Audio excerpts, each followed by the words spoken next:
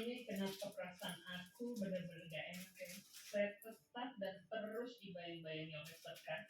Dan saya yakin Sekar punya maksud tertentu muncul di kehidupan aku. Apalagi kedatangan Sekar berkaitan sekali dengan kejadian kebakaran di pabrik Al. Apa Sekar ada kaitannya ya dengan kebakaran